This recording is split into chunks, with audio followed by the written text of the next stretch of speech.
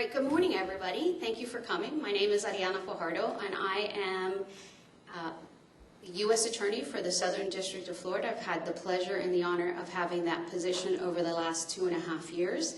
And today, on my last official working day, I am so proud to be standing here to talk to you about our accomplishments regarding COVID-19 fraud and all of the cases that our prosecutors have been working on over the last year. I will give a statement in English and then a brief statement in Spanish. I will pass it on. There will be others that will be giving statements, and then we will take any questions that we can answer for you. So I want to talk a little bit about what we have been dealing with over the last year. We had this virus that has become a pandemic, and during that time, we have had a lot of people that have suffered tremendously, both financially, emotionally, socially, and those were just ramifications of the pandemic. In a way to help relieve some of the financial devastation caused by the pandemic, a year ago we had a legislation that was passed by Congress, and it was known as the CARES Act. It was patched, I don't know if you guys remember, March 27, 2020, which is why here today we are celebrating well, not really celebrating, I think that's a bad choice of words, but we are acknowledging the 1-year anniversary of passing of that legislation, which was meant to help so many small businesses and so many individuals who have lost their job as a result of this devastation caused by the pandemic. It is unfortunate that when the government gives financial relief to others who are in severe need of it, that there is always people who want to exploit that for their own personal benefit, particularly here in South Florida. I would say that I have coined that this is the, fraud capital of the world. I don't know any other jurisdiction that handles so many fraud cases in so many variations. And yet again, sadly, the COVID-19 CARES Act and the money that was meant to go to people that need it was defrauded by many people who have been accused of crimes here today. When we saw this happening, we quickly formed a task force. And that task force was made up of many people. It was a national task force originally, and we formed our own local task force. So imagine that you have a national event going on, but yet at the same time, there are local task forces. The purpose of that task force for us was to begin to look at these CARES Act reliefs that had been passed out to individuals and to small businesses and make sure that it was going to the right hands. Because at the end of the day, we are all citizens of this community, and we want to see our community survive. It is a shame, as I drive through this community that I've been born and raised in, that I see so many small businesses that I used to go to have had to close, and it's because they don't have the financial ability to stay open. So to me, this is something very personal. One, I don't like when people steal things from one another. That's just a personal belief that I've had in the way that I was raised. But I really hate to see that there's so much ability to help people and people are denied that ability to receive those benefits because of fraudsters. But the Department of Justice, and particularly the Southern District of Florida, could not have done any of this work by itself. I'm very happy to be standing here with so many of our federal partners. And what is joyful to me today is that I get to introduce you to people that aren't normally the usual suspects that you see me standing on the stage on.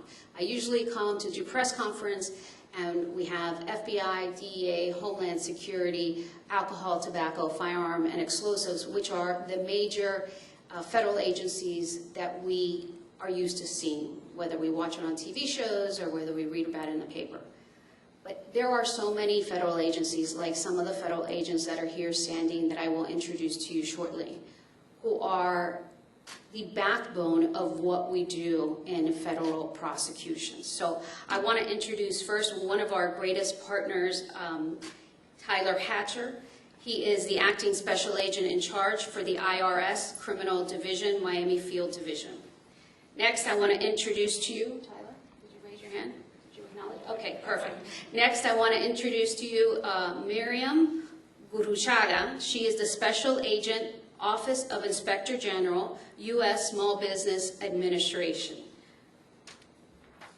John Bernardo, he is the acting deputy special agent in charge with the FBI, Miami Field Division. Vlad Rojo, assistant inspector in charge, U.S. Postal Investigation Services, Miami Division, another great partner of ours. Wayne Rosen, assistant special agent in charge, Miami Regional Office, Office of the Inspector General for the Board of Governors of the Federal Reserve and the Bureau of Consumer Financial Protection. Talk about a secret weapon. This agency helps us all the time, so thank you. And then Kyle Miles, he's a special agent in charge, Office of Inspector General, Federal Deposit Insurance Corporation. And lastly, I have Xenia James, our special agent in charge for U.S. Coast Guard Investigative Services. U.S. Coast Guard is everywhere, everywhere. They are such a true partner whenever they're called upon. They're always here. Missing on this stage is, I just want to give a shout out to Secret Service because they've also done a lot of prosecutions under the, or developed a lot of cases that we are prosecuting under the CARES Act, but they could not be here with us today. I think that you will all agree with me that this is not the usual suspects that we have press conference with, but I think it's important to know and to give them recognitions because without the help of these partners, who we work with day in and day out and don't always get the publicity, we could not do our jobs. So I want to tell you what we're announcing here today and why we've asked you to gather. We are announcing that in the last 30 days alone, we have brought 18 new COVID-19 CARES Act related financial cases involving 24 defendants, and we've indicted all of those cases, and those individuals have been arrested. They are, of course, pending trial, and of course are innocent until proven guilty. So when I talk about these information and these cases, I'm talking about allegations that have been made.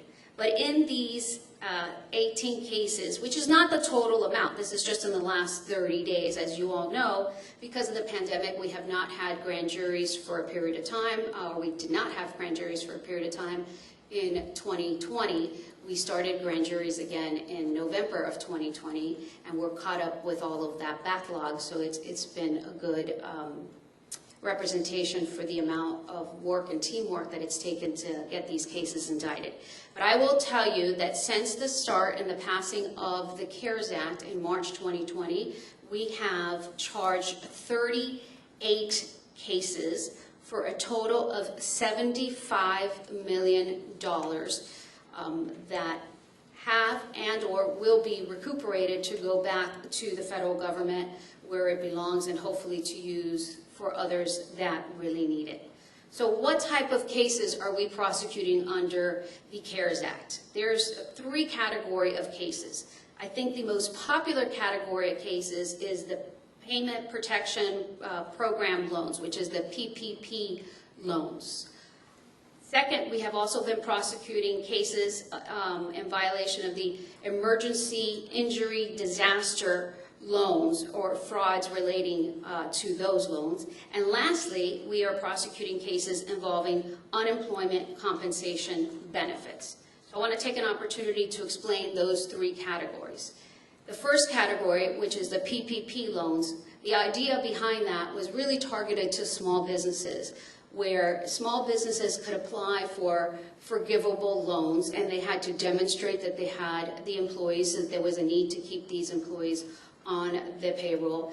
And of course, PPP was restrictive and told their the small businesses that they had to use the money allocated for certain specific things, you know, like maybe the payment of their mortgage, the mortgage of their facility or rent, and definitely I know that they had to pay employee wages. The next loan that has been defrauded, unfortunately, is the Economic Injury Disaster Loan. The Economic Injury Disaster Loan has been a loan that has been in existence for a long time. For example, a small business, maybe, you know, unfortunately with the tornadoes that we had in another state, you know, over the last couple of days, those small businesses can apply. Here we have a lot of hurricanes, so if there's a disaster of that sort, you can apply for this Economic Injury Disaster Loan. The CARES Act expanded that loan so that other people can get that loan. The benefit of that loan is that it's less restrictive, so where the PPP loans, you were told you had to use the money for this particular thing, that loan tends to be less restrictive. The first $10,000 of that loan is completely forgivable, and it's interesting because the loan comes in a card, and what we saw is that people were withdrawing money that other of us could not withdraw, and I'll talk about that a little bit more. Lastly, we have the unemployment insurance benefits. What we saw with the CARES Act, for example, because I think a lot of people don't understand what the impact was here. So hypothetically, let's say if you're unemployed prior to the CARES Act, somebody who filed unemployment would get $200 a week in unemployment benefits. What the CARES Act did is they took billions of dollars, of federal dollars, and gave it to all of the states so that the states could then augment those $200. So instead of getting $200, now people were getting $600 a week. Okay, and that was to help families stay afloat for a given period of time. We've also seen people who tried to defraud this unemployment benefit for their own personal use and gain. So with us in the back of the room, we have some of the prosecutors that have handled these cases, but I want to give all of them a shout out and call them by name.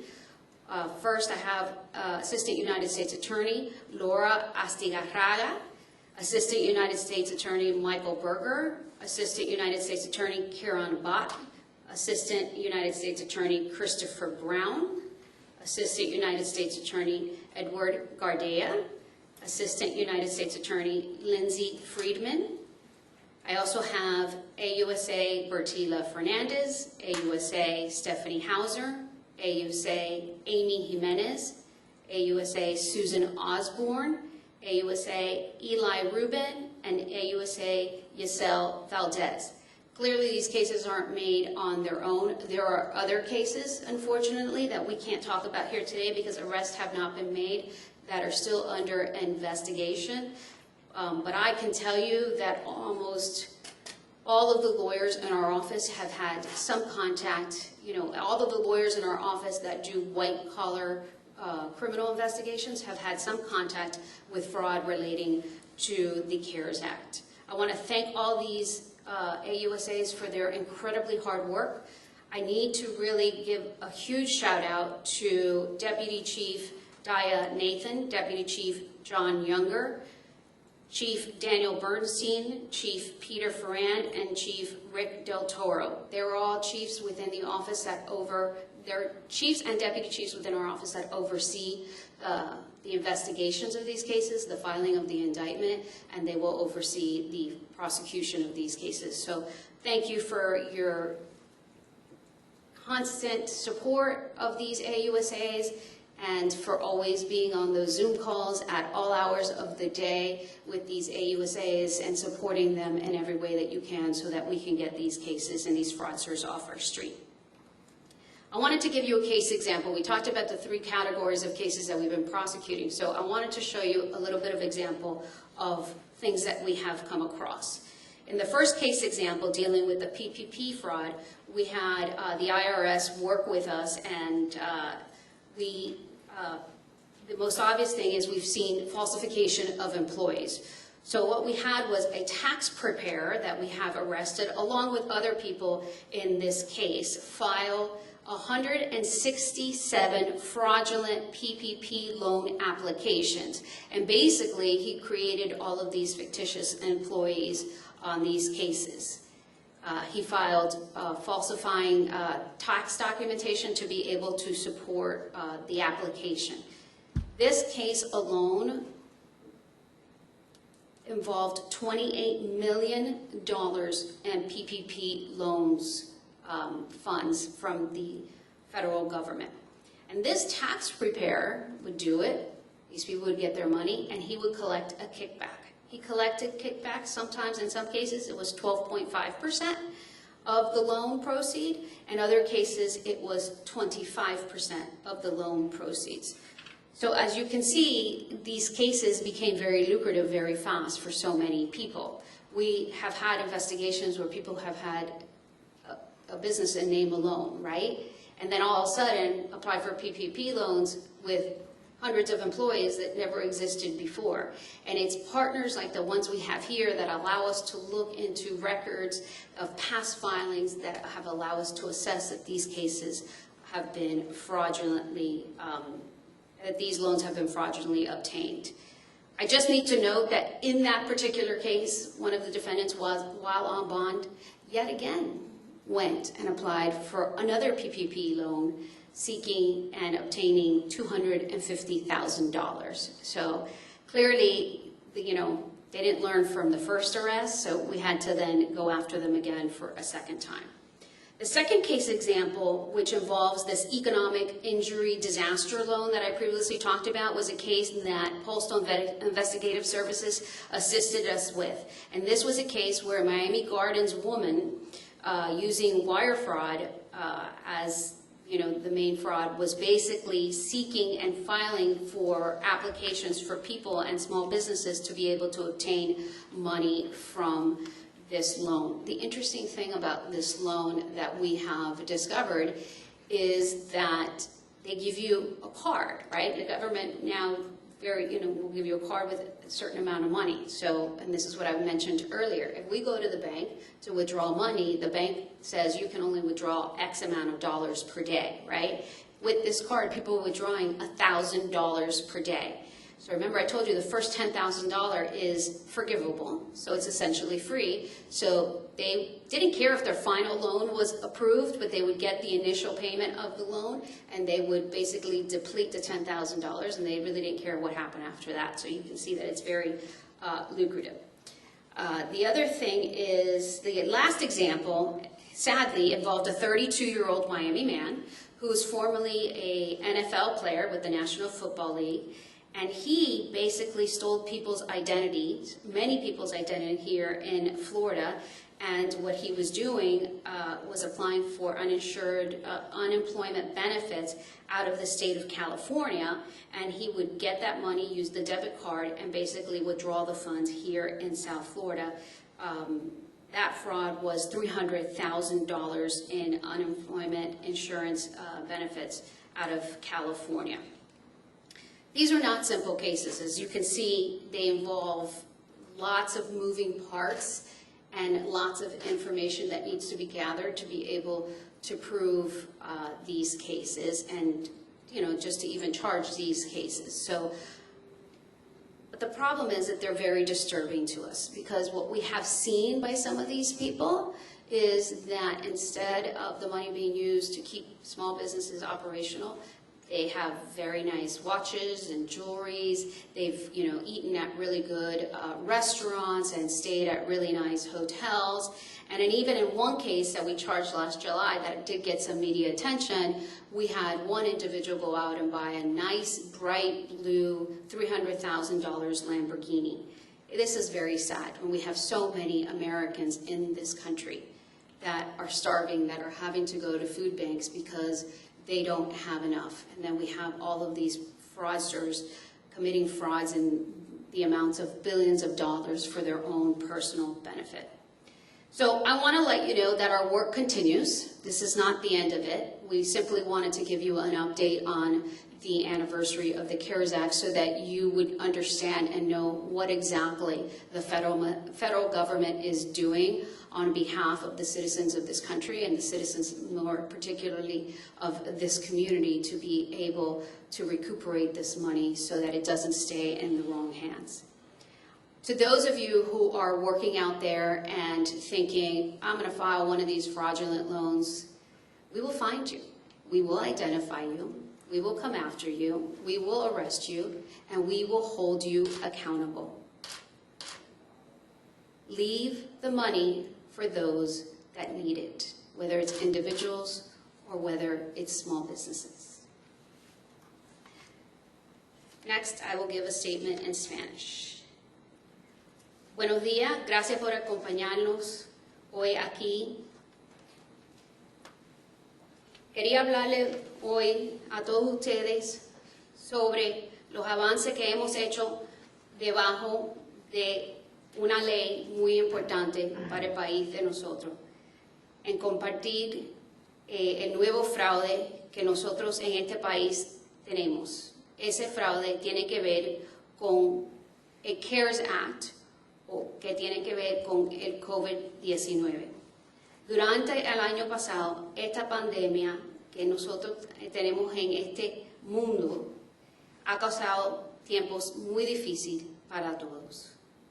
Para ayudar a las personas y los negocios pequeños que están sufriendo, el gobierno federal en marzo del 2020 pasó la ley de CARES.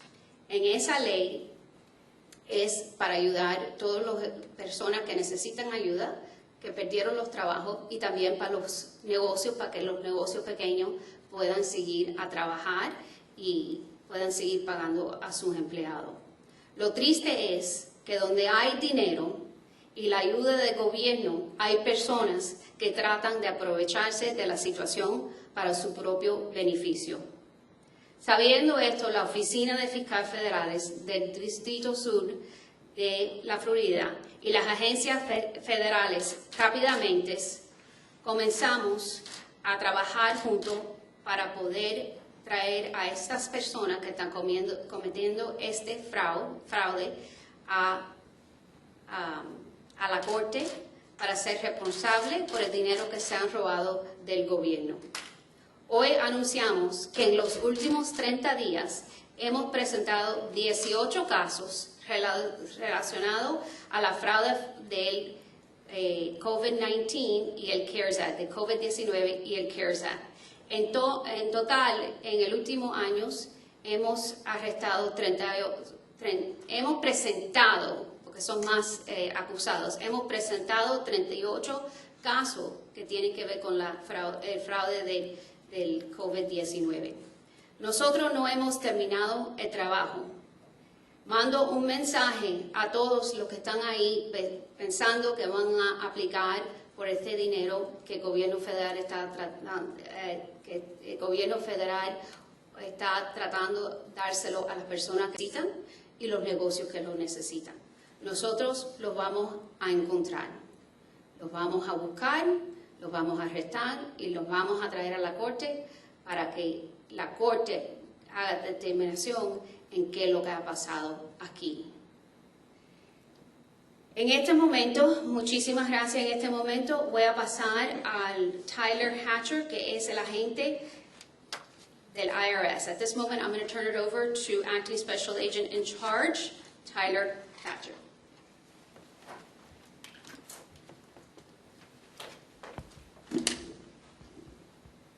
Members of the media, good morning.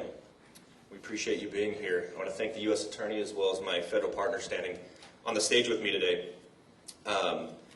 As the U.S. Attorney said, my name is Tyler Hatcher. I'm the Acting Special Agent in Charge for IRS Criminal Investigation here in Miami. As we commemorate the anniversary of the passing of the CARES Act tomorrow, I want to highlight some of IRS Criminal Investigation's efforts over the last year to combat the massive fraud against this effort to relieve the effects of the pandemic. In the past year, we've investigated more than 350 tax and money laundering COVID-19 related cases nationwide. totaling in excess of $440 million in attempted loss.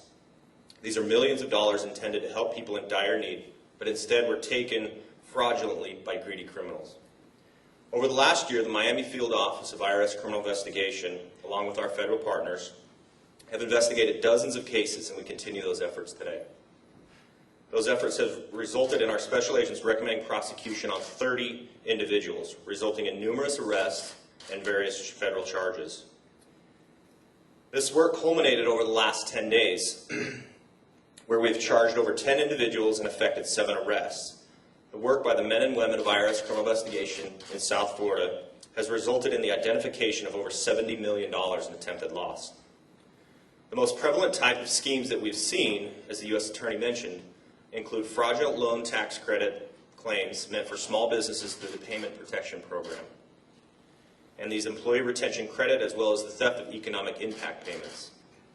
I want to thank the U.S. Attorney and our thank the U.S. Attorney's Office and our federal law enforcement partners for their swift actions in combating this fraud. Teamwork during this critical time has allowed us to unravel these crimes quickly. As the vaccine continues to be pushed out to Americans, many believe that the fight against the pandemic is coming to an end. While that may be true for some, our fight is just getting some momentum. We will continue this fight until the most egregious criminals are brought to justice, and taxpayers can do their part to help us out. If you know of someone who's committing these kind of fraud, or you yourself are a victim of fraud, you can report that to IRS Criminal Investigation at irs.gov, or reach out to us through calling our local tip line at 954-991-4376. Thank you.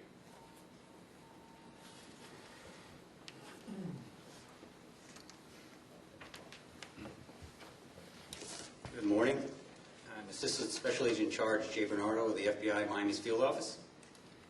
The COVID-19 pandemic created an economic challenges that resulted in financial difficulties for thousands of small businesses and their employees across the country. To provide some relief, the federal government enacted the CARES Act, which provided 2 sources of funding that the U.S. Attorney's Office alluded to earlier: the Payroll Protection Program and the Economic Injury Disaster Loan. This was a source of funding for many companies during hardships. For initiation of these vital programs, we identified brokers who recruited other individuals willing to participate in fraudulent schemes. These individuals chose to capitalize on this national emergency to enrich themselves at the expense of struggling Americans. This illegal activity has diverted millions of dollars of CARES Act funding away from intended recipients, most of which desperately needed such assistance. The FBI has partnered with the IRS, the Small Business Administration, Postal Service, Departments of Labor and Treasury, and many other agencies to combat this egregious fraud. But today is not the end of our efforts. The FBI has over 50 additional ongoing CARES Act investigations in Miami alone, and we will continue to pursue those who defraud the government until they are prosecuted. Thank you.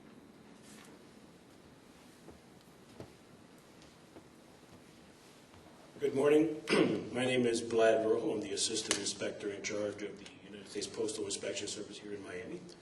I'd like to thank the U.S. Attorney and our partners up here for working on these things together. And my statement is very short because I echo a lot of what the U.S. Attorney said. In a time when our country has had this pandemic and we've had emotional, physical, and financial hardship, you have individuals who are out there defrauding and exploiting the system. And exploiting the government system, the financial systems, banks, elderly folks, it's never a good time for that. And it happens all the time, and we investigate it all the time. But I just can't think of a worse time than now for these things to be going on. And so I echo what has been said about us continuing to pursue these cases and continuing to bring justice to everyone. Because if you look at the charging documents, and that's what they are, is charging documents, and these are allegations that are made by the government, they always start with the USV. And so even though we're here in the Southern District of Florida charging these cases, it does not mean that the U.S. Attorney is not representing all Americans, just like, this bill, these monies were intended to protect all Americans. So we will continue the fight, FBI, Coast Guard, our partners up here, FDIC, and we will continue to try to protect the American public. Thank you.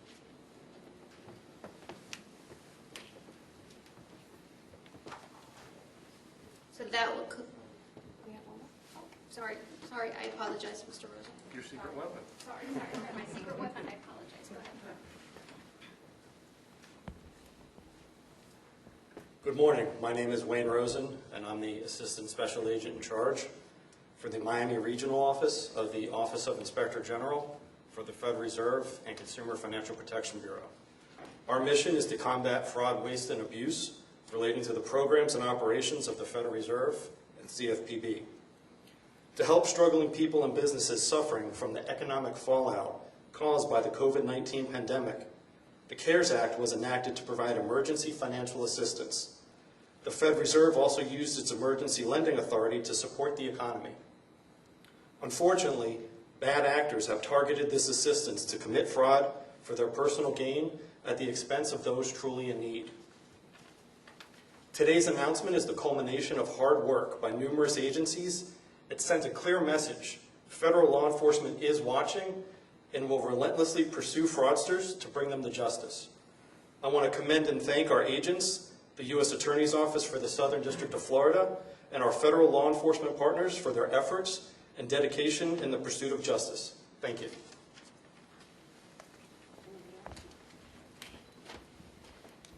Okay, thank you. That concludes our initial press conference. I'm just going to take I will answer questions, or you can have any questions answered. I just want to take a moment of personal privilege and thank the media, both the TV media and print media, for the last 2.5 years and being such a great partner with our office and getting our message out to the public. You've all been great, and I really appreciate it.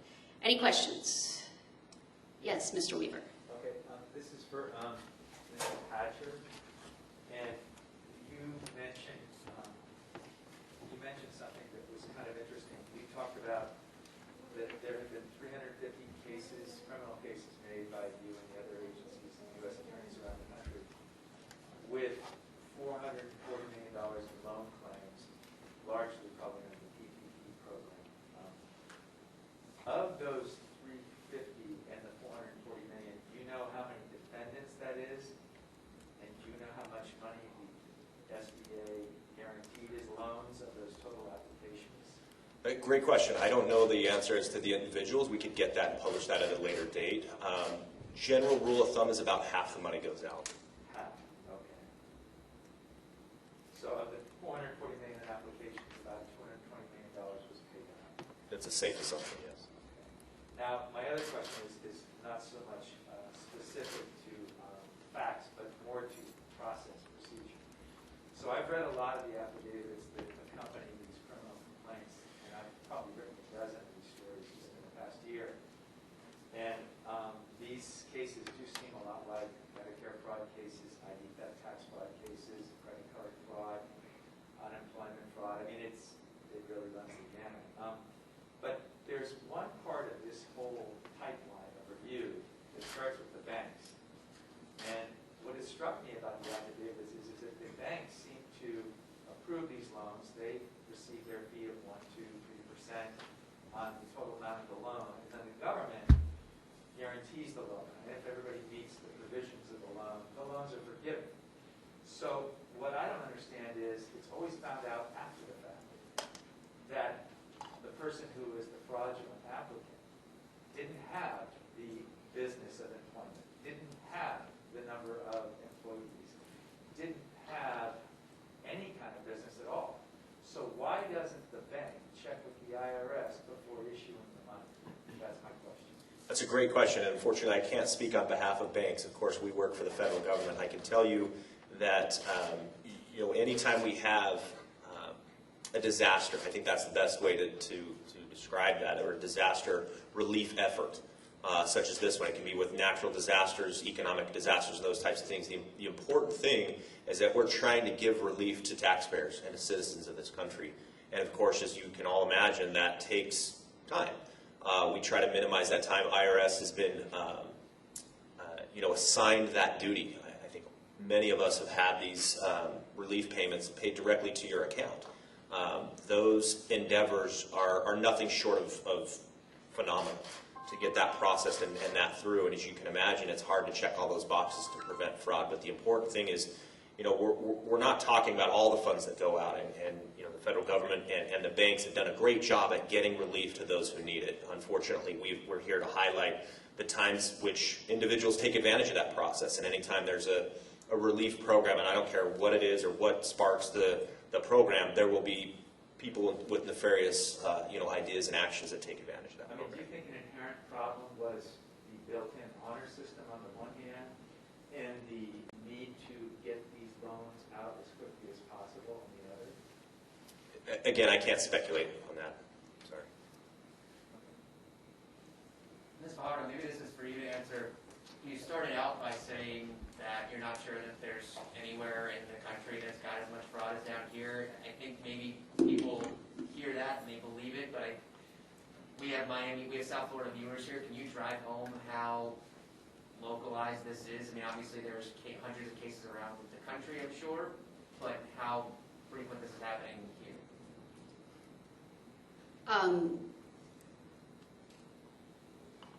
Look, I can only tell you what we deal with at a national level. I can only explain to you that, for example, when we had to give a presentation, DOJ had to give a presentation to others within the department about the type of cases that you're handling. The Southern District of Florida is always the first one to be called upon to give examples of their cases. This press conference that we're doing here, we came very close to losing it to DC because it was thought that maybe the Attorney General might want to do this press conference for, himself, but they, for whatever reason, they opted not to do it.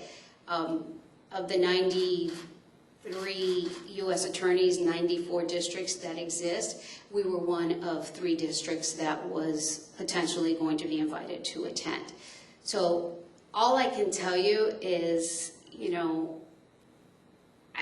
I don't have statistics for every district, but it is unfortunate that we have very smart people in South Florida that are able to defraud the government.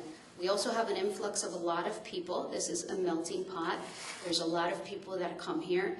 Healthcare fraud is one of our unfortunate, more notable frauds that we are known for in South Florida.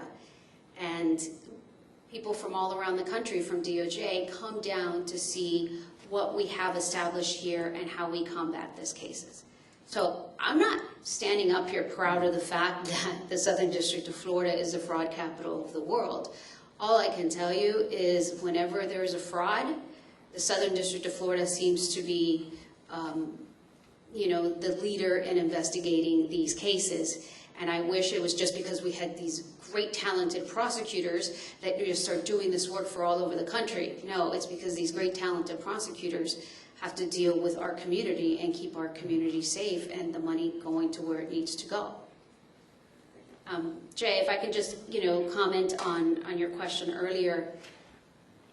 I don't want this press conference in any way, or the media that we're giving fraud in any way, to take away from the fact that there are very deserving people and very deserving small businesses that did get PPP loans. Okay, it's unfortunate when the applications come in and just the volume that comes in, having worked in the federal government for the last 2.5 years, and I'm very proud of my service, there's a lot of red tape in the federal government. If we got through all of those hoops, the money wouldn't have been in people's hands as quickly as it was. And let's go back to last year. It was very scary. We've come a long way in this last year of the pandemic, emotionally, socially, with the vaccines, with financial help. But going back to last year, there was desperation. Businesses were shut, everything was shut down, people did not have money. So I just want to be clear that, yes, it's not a perfect system, and I wish the federal government was a perfect system, but there is no perfect system. We had to get, money in people's pockets for them to survive. So it is unfortunate that we can only do this after the fact, and I will tell you, probably it'll take another, 5 to 10 years before we get through all of these cases, because that's the way that it works. But I guarantee you this, there was trillions of dollars given out. Money went into people's hands to be able to feed themselves and to feed their families and be able to have a roof over their head. So I don't want to minimize. No, in fact, there's been experts who have commented about the fact that in the overall scheme of the monies that were distributed, we're talking hundreds of billions of dollars, the theft amount proportionally is fairly small. I mean, Right. it's not excusing it, it's just saying that it's proportionally small. Yeah, it's unfortunate. I wish we could cross our T's and dot our I's a lot quicker in the federal system, but it does take a long time. And I think, what we're talking about here is people who have no moral compass. People who think about themselves before they think about their neighbors. Any other questions? Can you tell me that in Spanish? Can I tell you that in Spanish? Yeah, please. What was it that I said? Moral compass. How do you say moral compass? Brújula. Okay, there are small, easier word? Okay. Nosotros aquí estamos hablando de los fraudes que hay ciertas personas que están cometiendo. Pero no podemos negar que el trabajo y el dinero del gobierno federal llegó a muchas manos de personas necesitadas y de negocios pequeños que estaban necesitados de ese dinero. Lo que estamos hablando aquí hoy y de las personas que estamos hablando aquí hoy son personas que no tienen principios humanos. Son personas que piensan en ellos mismos antes de pensar de su vecino, de su colega. How's that? Okay, good. All right. Any other questions? Thank All right.